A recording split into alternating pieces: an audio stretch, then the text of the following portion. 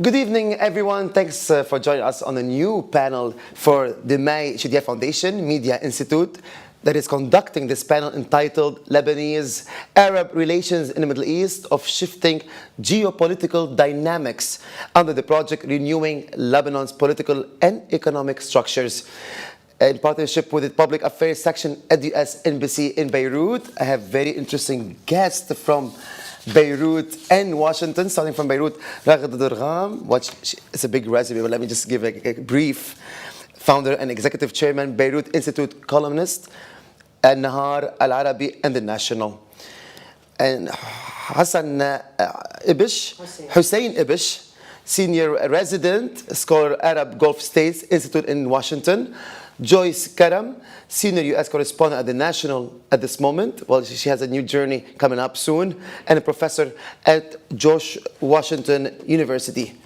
Also, a dear friend, Firas Maksad, a Senior Fellow at the Middle East Institute and also Professor at George Washington University. Thanks for joining this interesting panel. Definitely, the headline is big, but there is a lot of changes in the region. But let me just start with a very simple question. How do you define the relationship of the Gulf states with Lebanon at this moment? I thought we were starting on the regional, international, not Gulf states with Lebanon. So I'm going to leave it to one of my other colleagues because we agreed that I will not be the expert on that part of the. Let me just. Go ahead, please. So let me just go to your last article then. Okay. But I'm going to try to get an answer from you on this relationship because I know you're an expert on that. But we'll see along the way. But let's talk about your last article. There's a new indication that is very important and dangerous at the same time.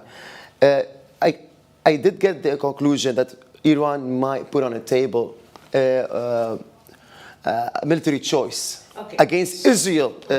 And this is a very serious development here. So let's start with what's going on between the United States and Iran and the Europeans and Iran, and therefore consequently with the Gulf states and Iran. So there has been a sea change actually in the relationship between Europe and the US on one hand and Iran on the other. And that has happened in the last couple of weeks. It's fundamental change because you could see the Europeans saying, oh, we made a mistake. We did not read where the Iranians were going, what are they thinking? And that was really because of the involvement of Iran with the Ukrainian, on the side of Russia, in the Ukrainian war. That woke up the Europeans. The JCPOA also went into basically a coma because of the persistence of Iran on excluding the action of the International Atomic IAEA, International Atomic Energy Agency, and therefore it became stuck. The fact that this relationship with the United States, between the United States and Iran, is stuck at the JCPOA, not happening. Therefore, there is no lifting of the sanctions like the Iranians were hoping. This has angered Iran. Iran is really quite furious with what's going on. Internally, obviously, it's quite upset with the situation that it cannot handle. It's gone longer than it expected. And with the Europeans going their own way, with the Americans going away from the Iranians, from the regime, they are considering, from what I'm told now, I'm not so sure whether it is an actual plan or whether it's a hot balloon that they wanted us to hear about. I mean, is Iran bluffing when it says that it's right now ready for military engagement? And I'm quoting from sources who are very close to very important Iranian policymakers in the regime in Tehran. And so they are saying this. They're saying that they are ready for military engagement, not only if provoked, but also as a preemptive strikes against Israel for the idea of destroying the infrastructure. Nowadays, they speak about destroying the infrastructure much more because there is no interest in occupying territory. So they're saying, I mean, they have a whole plan ready. And the reason for that would be to, change the subject away from what's happening inside Iran and also for sort of crippling the ability of Benjamin Netanyahu in particular to strike in Tehran, in Iran beforehand. So this preemptive approach is meant to have on it, the Iranians with Hamas in Gaza, not Hezbollah in Lebanon from what I'm told, but anyway, so that they will not have to strike back. And that is the summary of it. But again, I want to repeat whether this is really the plan ready for execution or whether Iran is bluffing so that because of its own weakness. We can analyze this and we can discuss it during that panel. Moving to Washington, to Hussein Ibish. Mr. Hussein, I want to move this question to you. How do you find the relation between Arab Gulf states with Lebanon? This relationship has been shaking and passed through many obstacles along the way.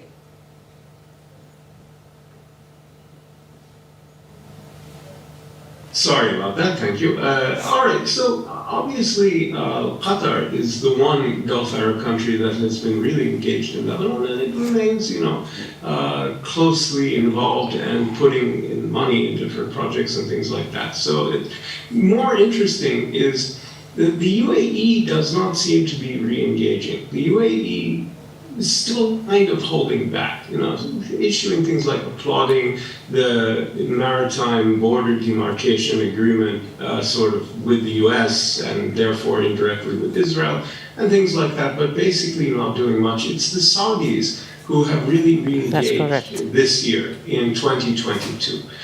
They have restored their ambassador, sent an ambassador, Walid al-Bukhari, to Beirut. And they have agreed with France and the United States to provide, $20 million to Lebanon right away, and they have more plans for humanitarian aid. But I think effectively the pattern of Saudi Arabia and Lebanon is very similar to the pattern of Saudi Arabia and Iraq, which is they engage hoping to undermine Iran's role in these countries by weakening their local proxies, Iran's very allies, including Hezbollah and the Free Patriotic Movement and others who are aligned with Iran. And they get disappointed because Iran's grip on those allies is strong, and those Iranian proxies or clients have a very powerful role in those countries, and you see a similar process in Iraq. So what Saudi Arabia tends to do is engage, try to make progress, but then they lack the patience. So far, they have lacked sufficient patience, because really what is required of Saudi Arabia and France and the United States, and those who would like to see Hezbollah assume the role of a political party and stop undermining the Lebanese state, is to understand that the only alternative is the Lebanese state itself.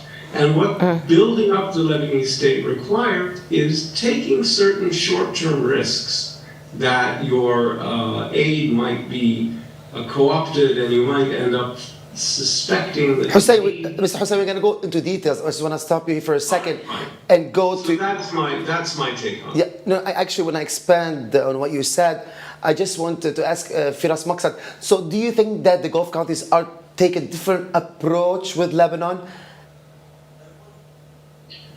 First, thanks for hosting us, and hello to all the friends and colleagues who are part of this very interesting discussion. I mean, the first point I would make is that there really isn't sort of a united Gulf approach towards Lebanon. There are various policies, as Hussein alluded to. Qatar is on one end of the spectrum, where Qatar continues to be engaged and interested, opportunistic, looking for opportunities maybe in the Eastern Mediterranean in relation to gas. But on the other opposite side of the spectrum is the UAE, where it has not re-engaged in Lebanon, has not sent back an ambassador to Lebanon, despite the Kuwaiti initiative. And somewhere in the middle of that spectrum... So why so? We didn't get yet a clear answer why the UAE didn't establish that relationship with Lebanon like Saudi Arabia and other countries. Yeah, well, I'm happy to shed some light on that. I mean, I was just discussing this issue yesterday with a senior official from the UAE in preparation for our discussion, and I was told that, listen, it's not that we've written off Lebanon. It's just that Lebanon goes into the cost-benefit equation. That as we were discussing our policy options, we ask what are the expected returns on such engagement or such policies. And the answer for the Emiratis as it relates to Lebanon continues to be very little. There's little that Lebanon can do in terms of promoting UAE interest in the region as they see it. And so therefore, they've been on the opposite side of the spectrum as the UAE. Now, the most interesting of all these Gulf states, obviously, is Saudi Arabia. It's the elephant in the room as for its traditional role. And here, I mean, allow me to make a second point. One, the first point being that there is sort of no selective Gulf approach to Lebanon, although we might want to simplify it and think of it that way, it's just not accurate.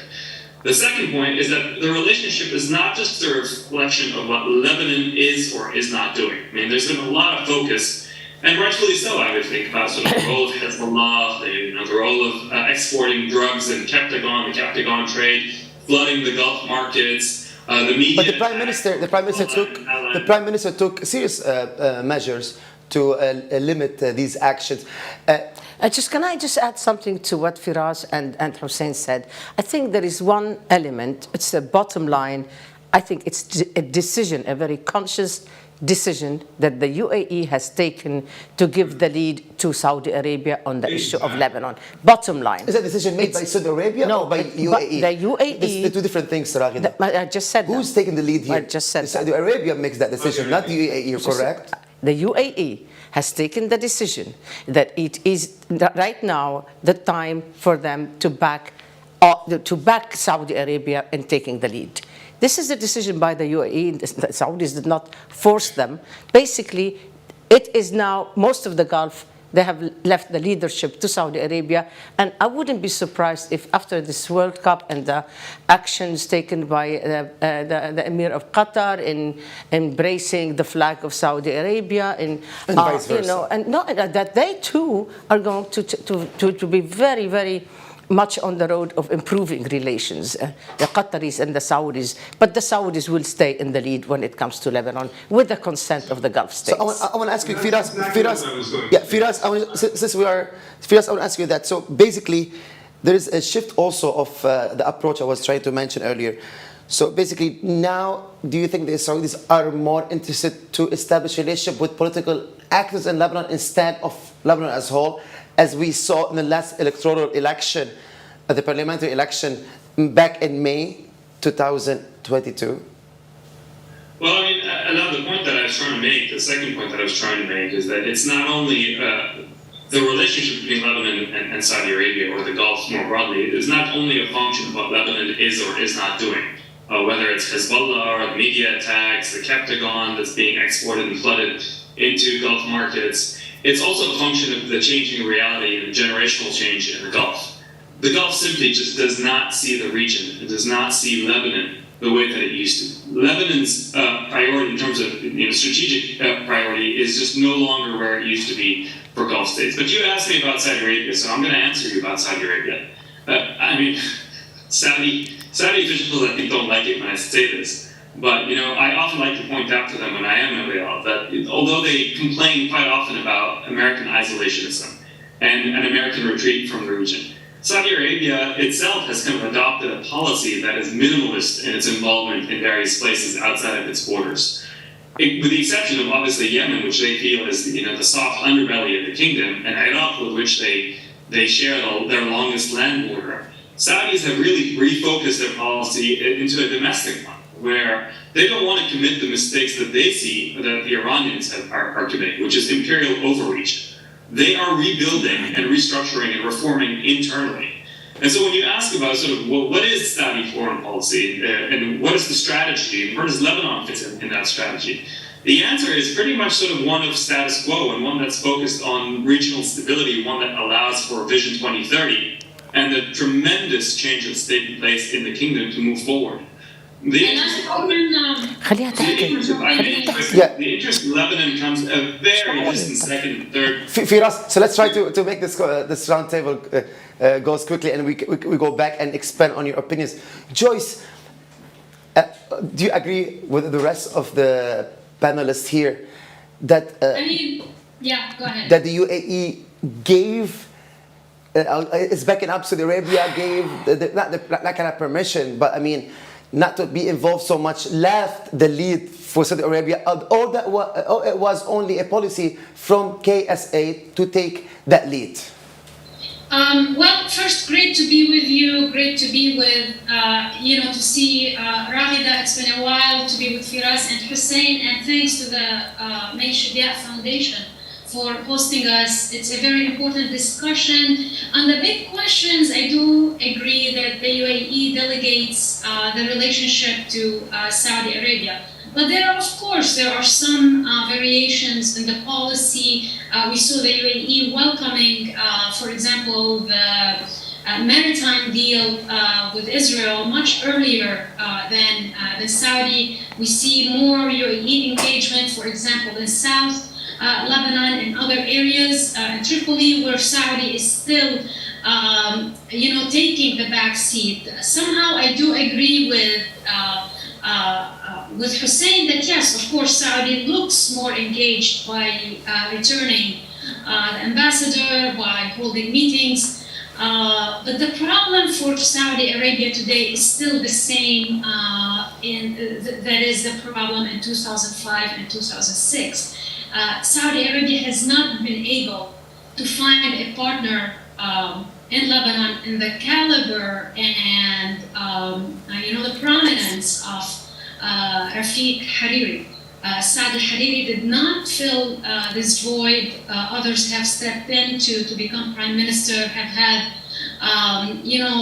somewhat ups and downs with the kingdom, and that's a major challenge for Saudi because absent of having a reliable, credible partner as prime minister, they're not ready to go all in, and that's a negative, double negative. But in Lebanon, we have the sense since the MBS becoming powerful, there is a lot of shifting from the beginning, not just like recently. Like Prime Minister Hariri was in a game, and he was supported by the Saudis, but not fully supported by the Saudis at the same time.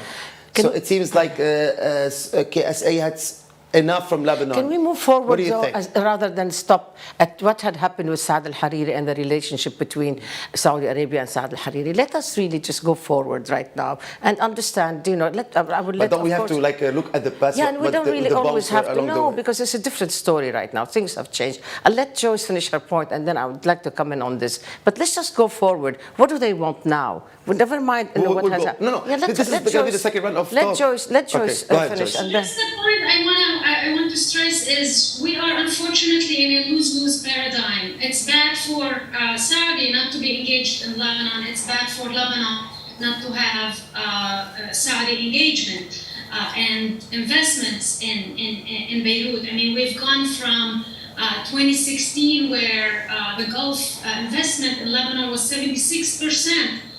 To almost, being nothing today. So this is a very critical relationship that needs to be restored. And I guess we will debate some ideas here and recommendations, but I'm afraid we are in a negative spiral when it comes to that relationship.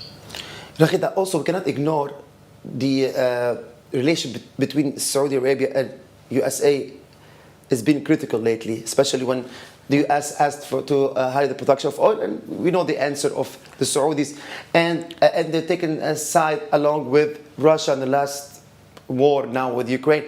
That's, they They didn't take the side of Russia.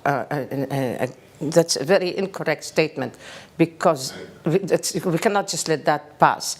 The Saudis did not take a position with Russia against the West in the Ukraine war. No, in fact, they condemned. Many of the Gulf states condemned the Russian intervention. This is the feeling in Biden's administration. No, this is a fact. This is a vote in the. Well, I'm saying this is a vote. This is a vote in the General Assembly of the United Nations. It's not about a feeling, but about the feeling. I want to walk you through it. I'm just telling you what's the impression. Okay, no. Facts are more important than the impression. So what I want to tell you is the following. What happened 3 weeks ago or 4 weeks ago, both the Saudis and the administration walked back from the escalation. Yeah, sure. They both walked it back.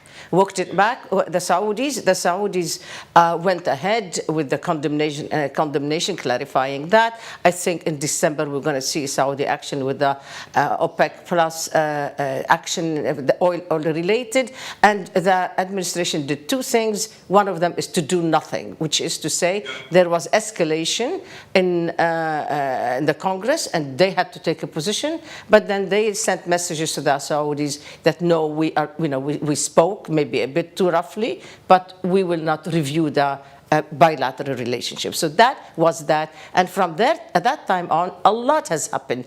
Brett McGurk, who is the number one, I suppose, official involved in the Middle East in the White House, he went to Manama Dialogue, where I was just last week, and his message was that, he said it even clearly, that they thwarted together a potential attack by Iran against Saudi Arabia. The whole message by the whole American team, never mind the Europeans, we'll get back to them, but the American team, which was the commander of the Central Command, and it was the deputy, Secretary of Defense. Okay, and of course Brett McGurk. The whole message to the Gulf was this: listen, we're here to stay. And don't make a mistake and go choosing coalitions with Russia, or which is in past tense already, or with China, which is not going to be in your interest. In fact, we are so invested security-wise here in this region that it will be foolish of you, in effect, my words, not theirs, to shift away from the U.S. now. It is the first time that I hear the Europeans and the Americans coming to the Gulf and saying that, in effect, we need you for security relationship. It is a reversal. In the past, it was the Gulf states who were going to the US and Europe saying, please don't leave us, I need you. Now, it's mutual. It's a very interesting dynamic in the relationship. And that... Can I add something to that? Yes. You're exactly right. Go ahead, Hussein. Let's hear your take on this. I'd like to give you an example of it, right? So the US is developing a digital mission, real-time surveillance system with drones, aerial drones, which are old, underwater drones, which are about 10 years old, and surface drones, unmanned surface vehicles on the water, which is 15 months old technology. And by the end of the summer of 2023, there are going to be 100 surface drones, unmanned surface vehicles, patrolling the waters of the Gulf. Yes. Following everything, 20% American, 80% local, and some British. So this is really, a long-term... It's a game changer, yes. It's a game changer. It's a game changer. And if you add to... I think so. Joyce? Ramida put it... Sorry, go ahead. Go ahead, Joyce. I'm listening. I think Ramida put it very concisely. Brett McGurk is in charge of this fight. It's not the State Department. It's not the Pentagon. That's right. This is the guy who's doing the day-to-day meetings, the calls to recalibrate the relationship. And following the September decision, there has been back channel communications between Riyadh and Washington, and there is a realization, given the threats that Iran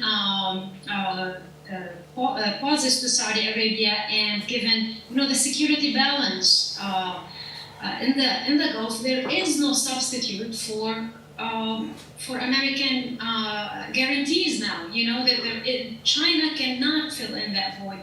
Russia cannot fill in that void. I don't know what will happen in December at the OPEC. What would you expect? Just what would you expect would happen at the OPEC with all these factors that are taking place at this moment? Sorry, go ahead. No, please. Hussein, it's a question. I would like to jump in, if that's okay. I would like to add to the conversation in relation to the U.S.-Saudi and U.S. Gulf relations. Listen, the sea change in here, and I feel like the Gulf states have really been fortunate, was that Russia's invasion of Ukraine.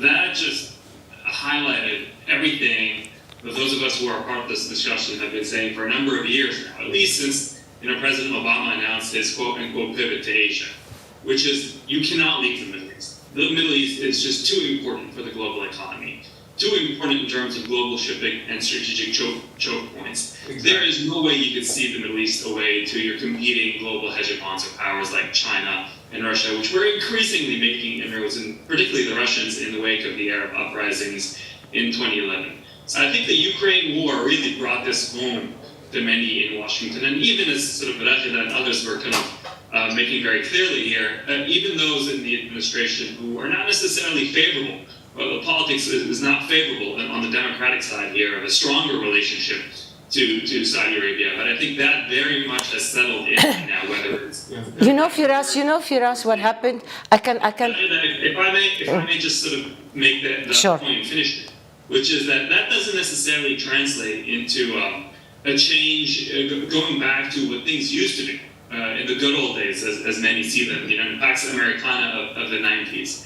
Everybody here travels often and confers with Gulf leaders and understand that there's a renewed sense of confidence in this new generations, whether it's in Abu Dhabi or Riyadh or otherwise. And they don't feel like they have to pick and choose. As Washington White House increasingly tells them, well, we're not happy with what you're doing with the Chinese, and well, we need you to do this with the Russians.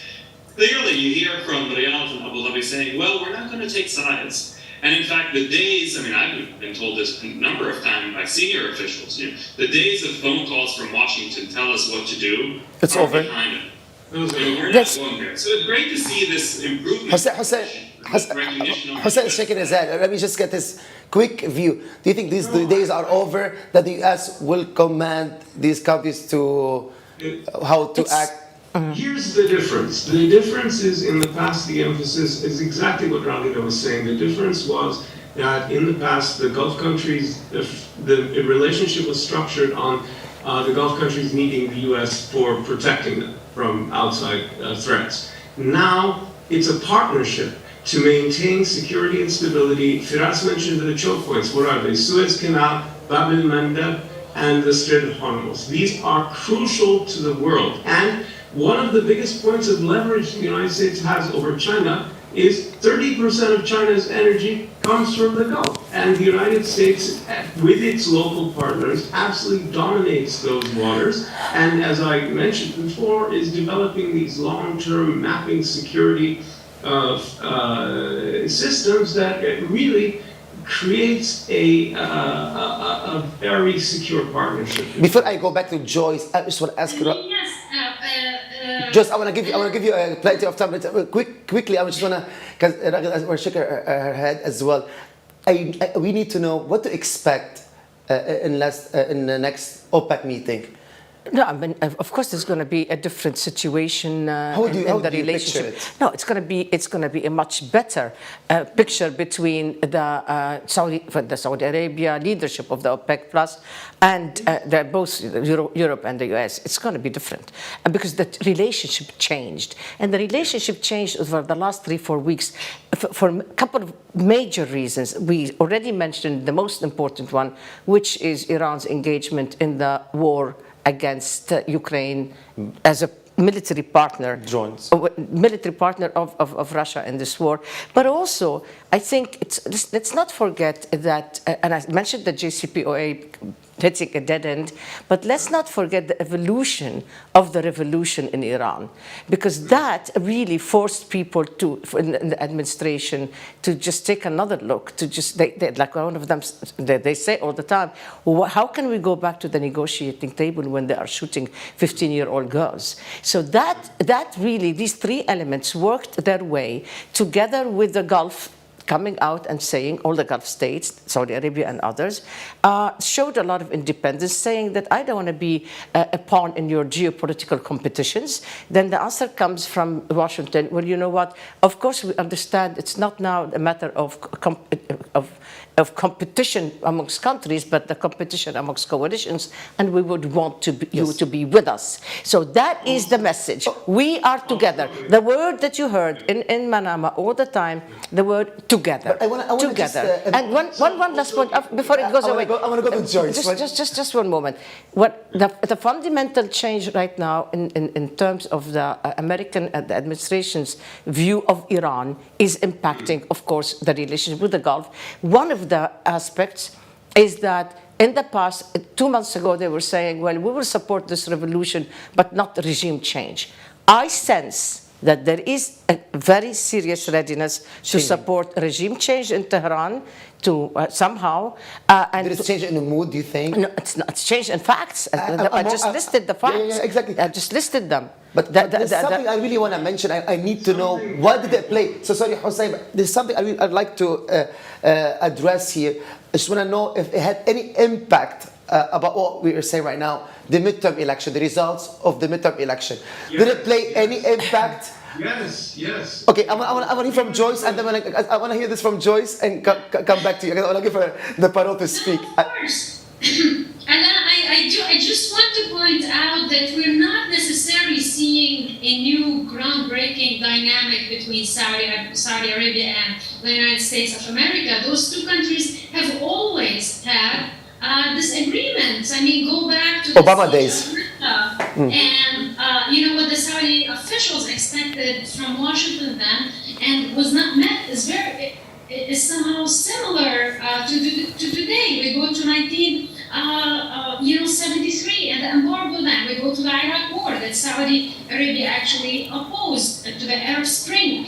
Disagreements are not new. So I don't necessarily agree that there is somehow a new atmosphere in the GCC. This is the geopolitics of the relation has always been challenging on some issues, but every time they go back to the basics. Yeah. And these two countries need each other and have to work with each other for their own interests. The questions that we hear in Washington are around China's defense relations with different Gulf countries. And what we're waiting to see in December is if President Xi visits Saudi He will. Arabia. When he visits, yeah. Let me ask Hossein, He will visit. He will visit. Yes, go on. Not if he will visit. It's something that the Hossein, and now we see. خلينا نخلص رأيك. Yes, but and also we see the interior minister of. I think take my place, Rahida. No, but I Well, wanted to if hear you what wanna she has to say on China. No, okay, go ahead. Okay, go ahead, Joyce. I think the defense relationship is something that comes up in private and other conversations with Gulf officials. Now, to your question on the midterms, of course. I mean, it's just a realization that U.S. domestic politics is not something that could be, it's highly unpredictable, and it's not something you can bet on in shortening your foreign policy. And what we see with this Congress is very much of a continuity, especially in the Senate, of what we saw in the last one. And it's, in my opinion, it was a boost for Joe Biden to at least keep that majority, Yes, but Jess. not, of course, losing the House, and we'll see all kind of investigations, including Afghanistan and other issues, the laptop. And Hossein, but let me ask you this: moving forward, because there's a lot of developments happened the past week. Shaking hands, Erdogan with the Sisi at the World Cup. The Interior Minister of Turkey is visiting the UAE. I'm trying also to see what's happening in the region, because this all impact Lebanon itself, right? So how do you read these developments, this changing in behavior, or maybe? Okay. Go ahead. So, very quickly, first on the midterms, it was a really important boost for U.S.-Saudi relations that the Democrats didn't get clobbered. If the Democrats had lost the Senate and lost badly, the blame game would have started, and the Saudis would have been high on the list, and it would have been really bad. But that didn't happen, and I think that was very, very helpful. Now, as for all this diplomacy, as opposed to confrontation, which is what we've been seeing for the past few years, it's a big opportunity for Lebanon.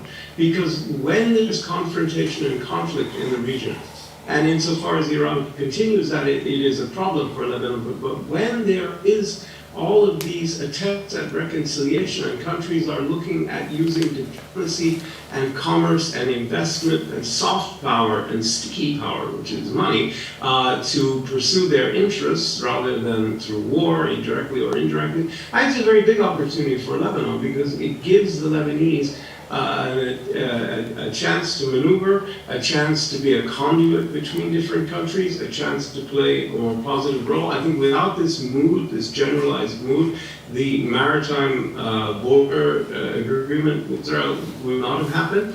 And so I think it gives Lebanon a real opportunity to get other countries to engage and invest and hopefully, see, try to use Lebanon to advance their interests through investments and aid and development and infrastructure. Thank you, Hussein. Firas, I have a question for you. Qatar is investing so much money in Lebanon. They are part of the exploring oil and gas after the maritime border. I just want you to give me a sense why Qatar is leading all these big investments in Lebanon. Is it by the collaboration or the permission of its allies, Gulf countries, or Qatar decided to take the lead in this? Who's that question for? Firas. I think it's addressed to me, but I'd like to very quickly before that comment on some of the interesting things that Hassan said.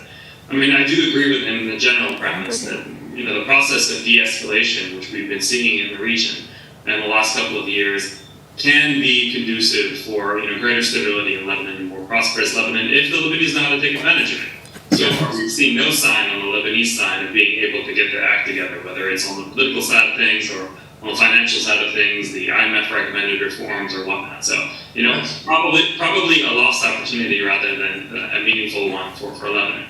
The second point I would make very quickly is that while this de-escalation has been taking place on one front, I mean, there are at least sort of two cleavages that were playing out post the Arab Spring in the Middle East. One was the Turkey or Muslim Brotherhood versus the Gulf divide, and the other one had to do with Iran. And so while we're seeing de-escalation on the Turkey side, most recently exemplified by that handshake between President Sisi and President Erdogan in Qatar, we're not necessarily seeing that, or we did see that for a period with Iran, but again, as Ragida pointed out, right now things are heating up. Ragida, do you agree with Firas when he's saying the escalation in the region? Let him finish. I do want to answer your question, Anand, in relation to Qatar. Listen, the Qataris are, if I mentioned where the Saudis are in terms of no longer wanting to be that client state, quote unquote, that takes the phone calls from the US and does whatever is being asked over the phone from Washington, Qatar is still happy to play that role. Yeah. Qatar wants to play the role where it is a door opener for Washington in the region where it's helpful. So, if the U.S. promises the Lebanese armed forces, the LAF, $60 million in salary assistance, but can't get it through the bureaucracy here in Washington, the phone call goes into Qatar, and Qatar is happy to make that $60 million available for the LAF. I think it's a combination of that, and the Qataris really know they've mastered inserting themselves in places where they can then exert leverage in the future, and they always play a leading role in natural. Firas, I want to go back to Lebanon. There's a big event that is taking place in Lebanon, the presidential election that is not really working out lately. Yeah, we know why. We know why they're not, because there is an irresponsible majority in the parliament that is exercising their duties in the most unethical way, and that's because we have the Speaker of the Parliament who thinks that he has the key, he owns the key to opening it up and and closing it whenever he wants. The fact of the matter is that there has been no serious attempt at an election of the president because of the way that it's been conducted. I don't want to bore you with the details, you know them, but I think the patriarch, the cardinal, has really been on on the money when he criticized the way it's going on. And when he suggested that, you know what, stay there, vote, and then get it done. It's as simple as that. The question would be then, why, for example, whether Mr. Macron, why Mr. Macron right now with, or will Mr. Macron right now with Mr. Biden just decide to pressure the Speaker of the Parliament, not only the you know, sort of the usual actors. We need to have an election. An election is done in the parliament. A parliament has got to conduct an election without any excuse to just go back two-thirds. It's a game. Now, who wants whom? And who's going to become president? I think this game of burning others, burning names, and, you know, let's just see. I don't think, okay, I'll be very honest.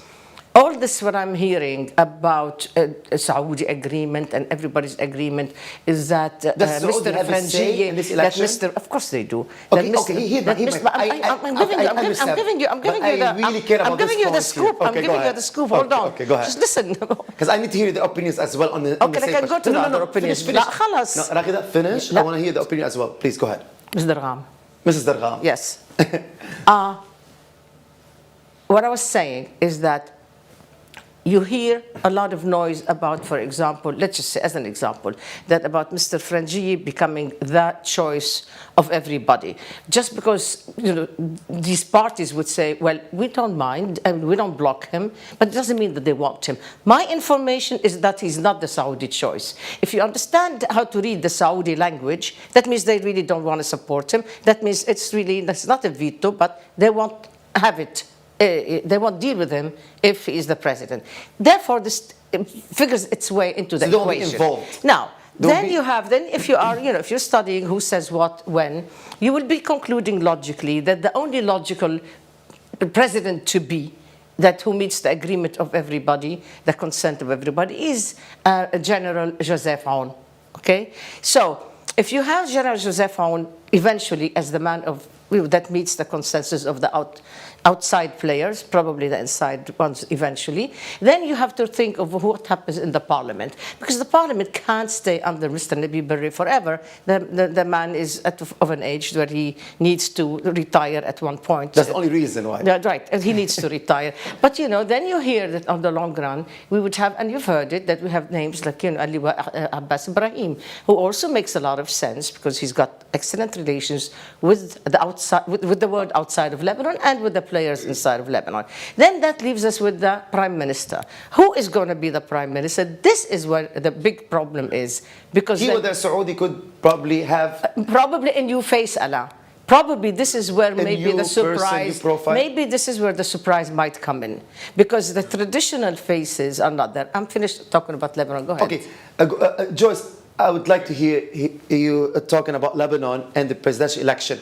So it's obvious that there's some irresponsible players in our political game here not taking the real action to make this happen, because we know why. They're not even having matured the choice yet from the 8th of March, at least the 14th of March, what's called the 14th of March. They have at least called a person, but sadly he didn't meet the rules of the constitution. So what's your take on that? Do you think the UAE, Saudi Arabia, and all these Gulf players are trying to be involved in this election somehow? I'm not sure I know what they're thinking on this file. I would leave it to Raghida, Firas, Hussein. Maybe they have better information. My sense is everybody is in a wait and see mode right now, and everybody is in a who blinks first competition.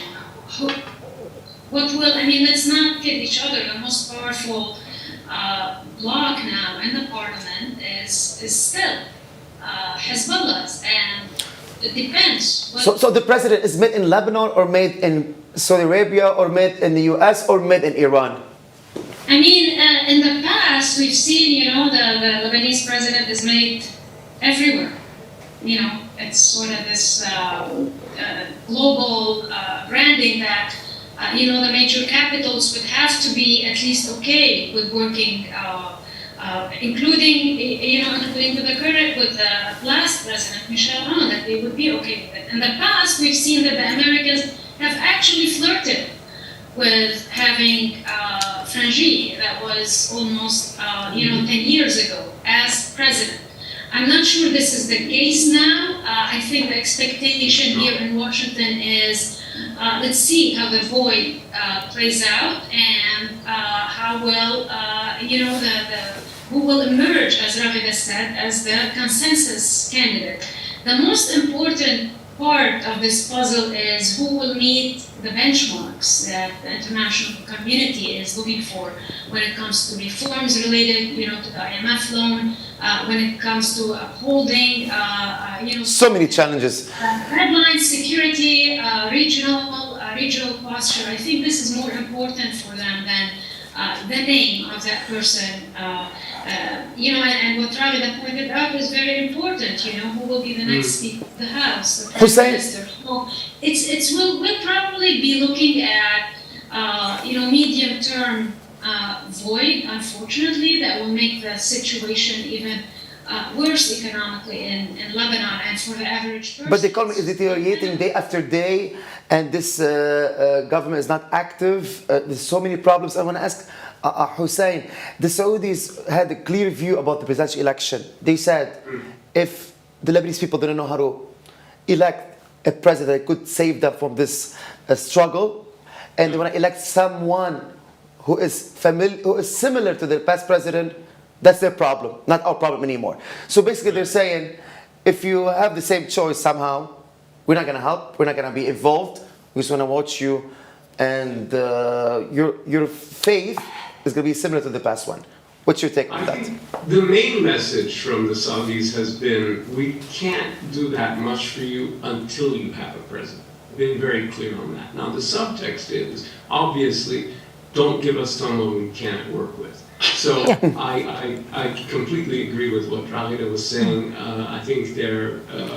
I wish I can find some disagreement here in this panel, because I'm trying to play that role. Okay, go ahead. Okay, no, I was just going to say, I think there are some people who the outside world, the Saudis and the Americans can live with, not love, but live with, both as president and prime minister, and then clearly they've made it known that there are those they don't want. And I think someone like Rangia would be very problematic, both for Washington and for this. So and if I could chime in on this. Yes, please, go ahead. Yeah, the making of a president in Lebanon has always been the result of the local, the regional, and the international coming together. It's like a jigsaw puzzle that has to come together. And, yes, you need to only look at the tripartite statement put forward in September by the Saudis, the French, and the Americans about what would constitute a good president for Lebanon to understand sort of where their mind is. They are looking for somebody, as the statement said, that is acceptable to all Lebanese, but which would also adhere to international resolutions and UN resolutions, including 1559 and 1701. So, I mean, I cannot but also agree with that idea that kind of all has the hallmarks and traits of the commander. Since we are getting closer to the end, I just... but hold on, I would say there's a difference between sort of understanding what this president or what this candidate would look like, what the attributes are, and then getting to the stage where the regional, the international, and the local has matured enough to allow for the election of that person. And that clearly hasn't happened. We're not there yet.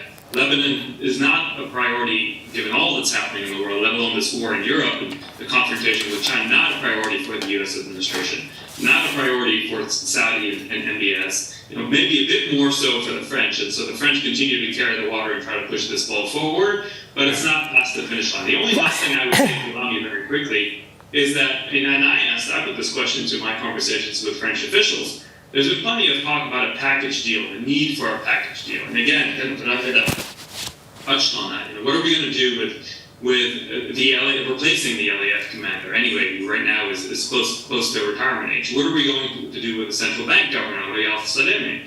Who are we going to agree to as prime minister? And so there's this sense that what Lebanon really needs right now is a package deal. But Firas, despite what happened with Lebanon the past 3 years, there is no change in behavior. So they are continuously acting like nothing happened in this country. Except that there was something very important that happened in this country. And you're right when it comes to the behavior of the politicians and the so-called leaders. And I say so-called on purpose because I'm very angry with the majority.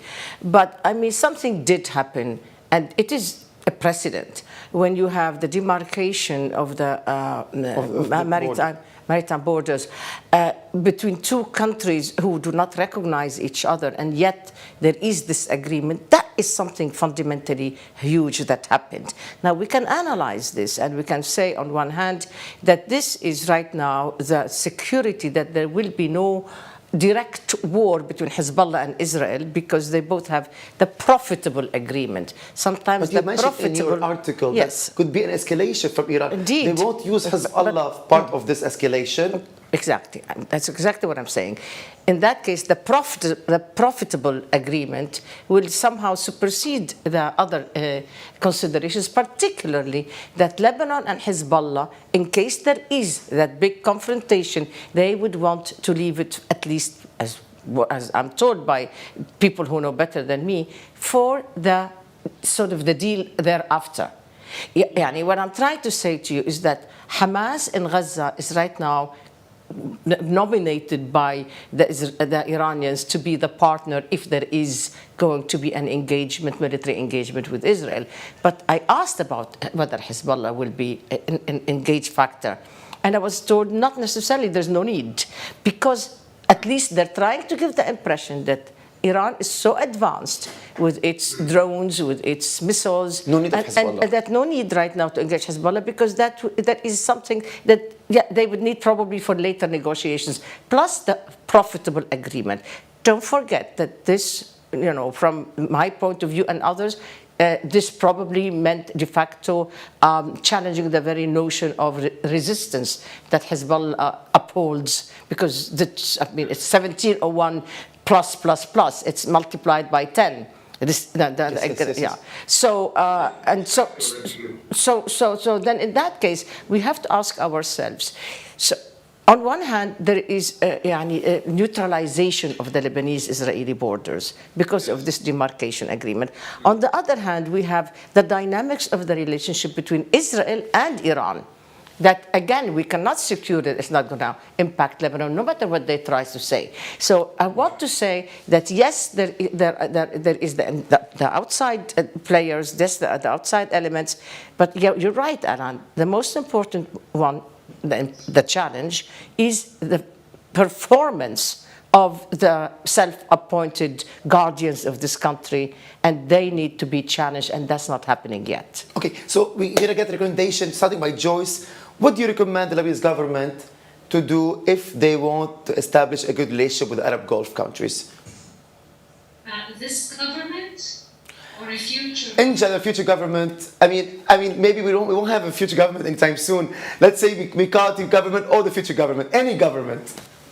I mean, there has to be a restart in the relationship. There has to be, from both sides, to look at the issues at hand. It's not just, Hezbollah, and it's not just Hezbollah's presence in Yemen. It's other issues that has, sort of choked that relationship in the last 20 years. The level of investment that Lebanon is looking from Saudi, and but most importantly, it remains regional security, I guess. So what Lebanon can offer to Saudi Arabia on that level, because I don't think we will see real Saudi engagement in Lebanon absent of tangibles and real, deliverables.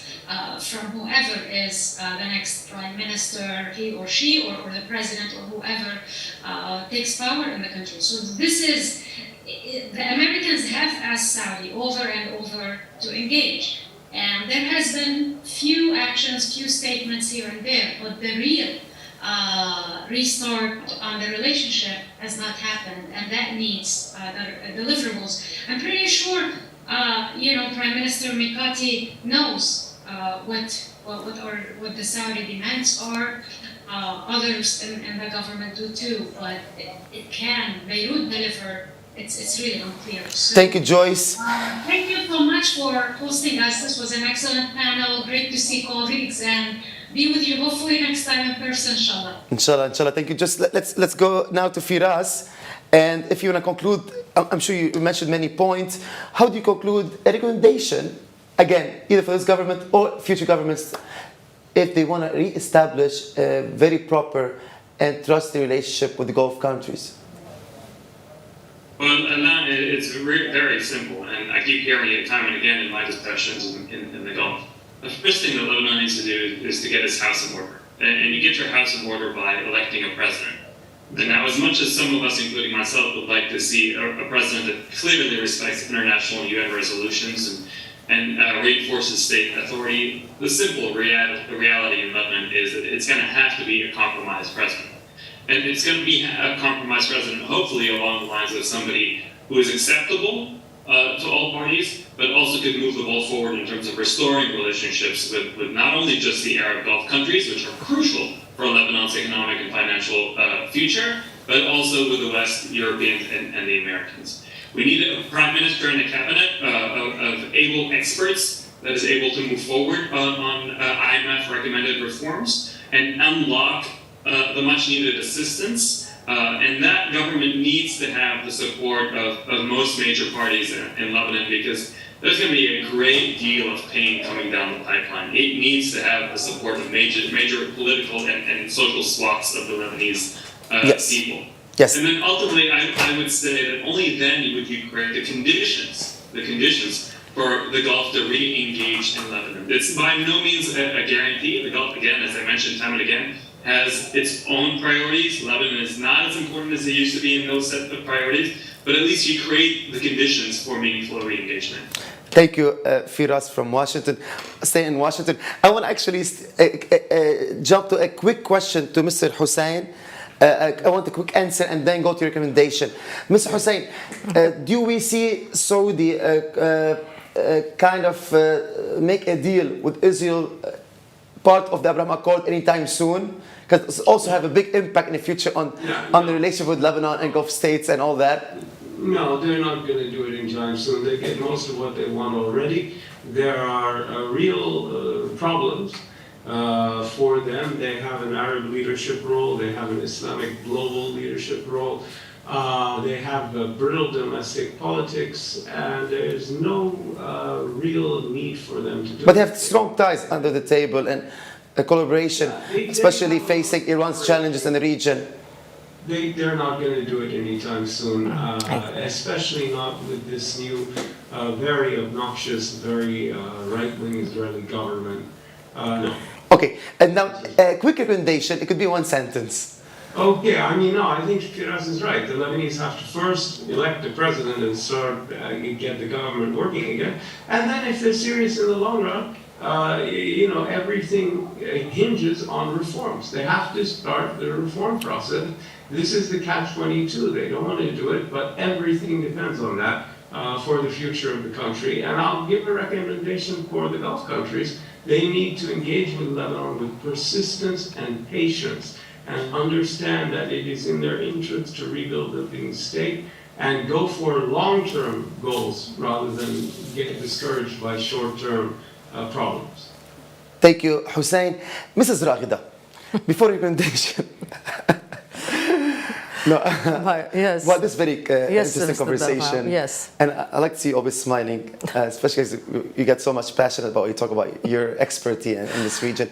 Do you have a hope that would be a great relationship between Gulf states and Lebanon No, of in the course. near future, especially when they elect a president? But also, I want to add something very important. They've all been calling on it. So if Lebanon does the reform, Saudi Arabia will be will have better relationship with Lebanon. Yeah. Is this only Yes. relied on reforms? Yes, no, it is not only on reforms, but reforms are absolutely essential for the country to be healthy. to be a functional country.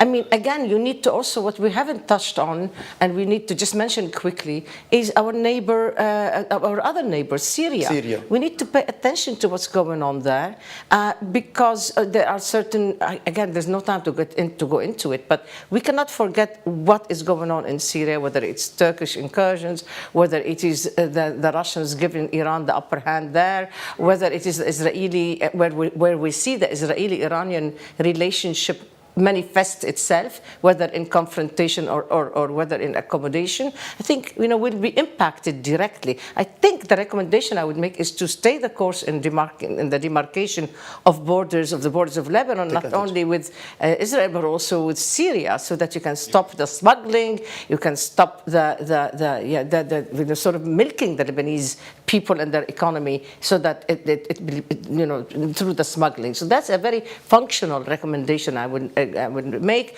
Again, of course, I agree with electing the president, but I think president of the parliament, and the prime minister. That's three.